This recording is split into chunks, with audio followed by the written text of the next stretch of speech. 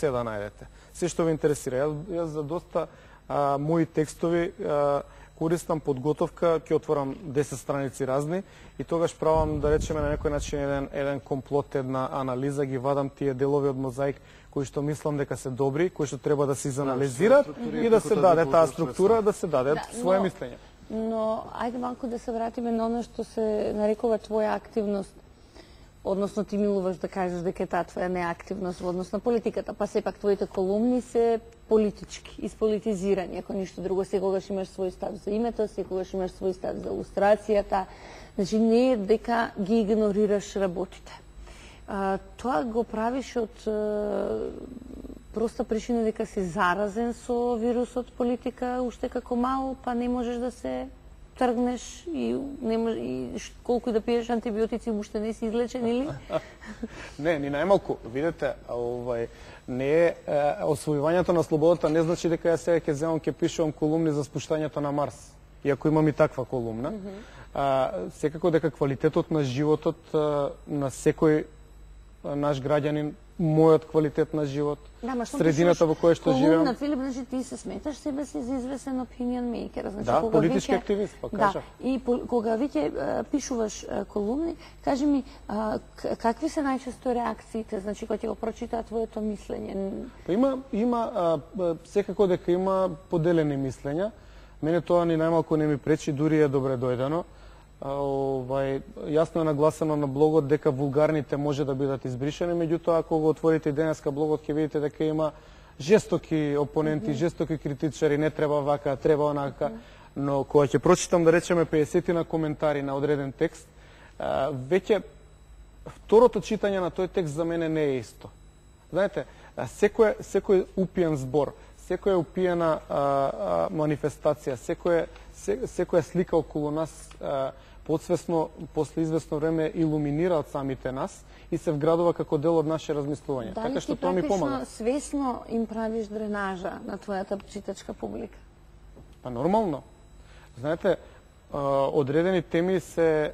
А твоите политички колеги од твојата партија ти се јавуваат, ти кажуваат мислење или ова се го сведуваш како коментари на блогерајот?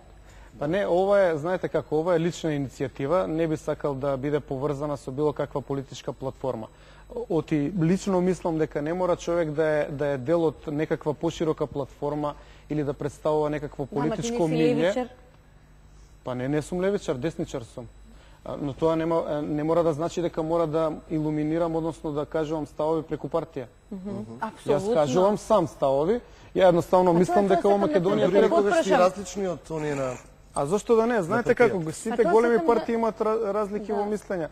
Ако, например, во една партија имате 100.000 луѓе, би било многу чудно сите луѓе исто да мислат. Така што, понекогаш сакам одредени теми да ги чечнам, да ги извлечам на светлото на бината, да ги ставиме на некој одреден повисок степен на интерес, за да видиме како ќе се произнесуваат. Едно е да е човек политичар според она како ја ги перципирам работите, друго е да е политички активист. Според мене, мислам дека секое граѓанско лице, едуцирано, упатено во работите, може да има свој став. Сега, некој сака да го задржи за себе, некој го извлекува надвор од тоа. Многу, значи јас те познавам од кога беше мал, од пред 97-ма, и секогаш беше бунтовник, секогаш си го имаше својот став, но сега како што старееш, веројатно имаш исконска потреба да ги соопштиш своите минати денови во однос на тоа се што си направил. Практично ти сакаш да ти ја види светлината на денот твојот њујоршки дневник. Сакаш да го соопштиш твојот... И в момент имам јас отворена страна. Да го проследиме заедно. Дали ти го виде ова, Васил? Кажем се.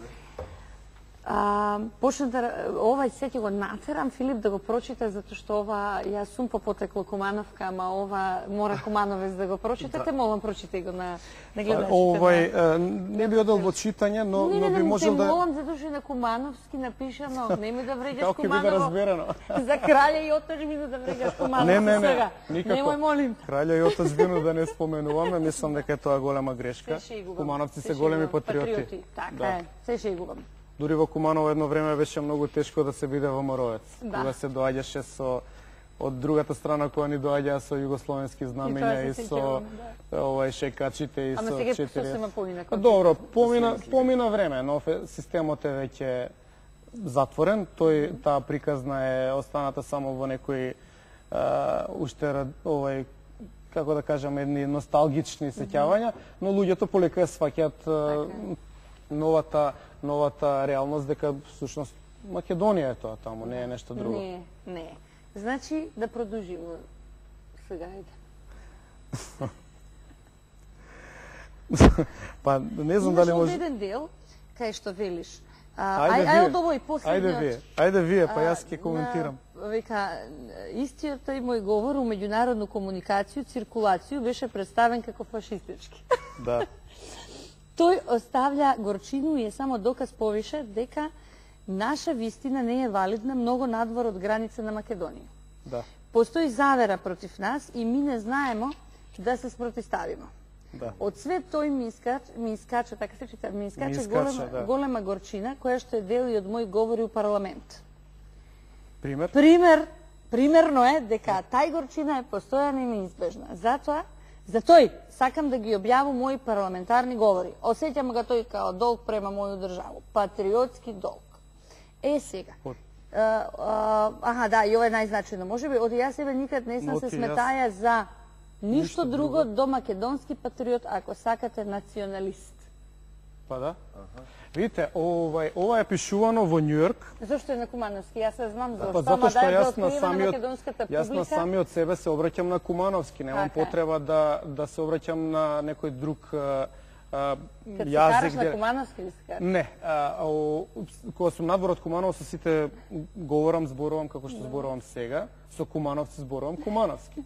Но кога се обраќам, кога имам еден внатрешен диалог, тој диалог е 100% таков како што го прочитаме сега.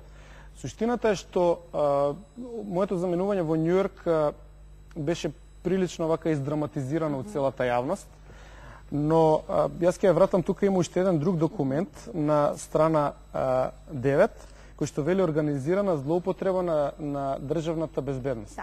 На тој документ ќе видите дека стои моето име со мерка тајно следење. Јас кога отидов во Америка не можев некои работи да ги сватам зошто беше подигната таква една тензија и зошто толку организирана хајка се спроведе за еден 29 годишен млад човек кој што отиде да биде генерален конзул, кога на 29 години, ако сакате, Бранко Црвенковски беше премиер на Република Македонија. Значи, таа една хајка не ми беше јасно дали на вистина јас ја со некаква моја карактерно однесување или можеби станува збор за една определена организирана структура која што тие работи намерно ги прави.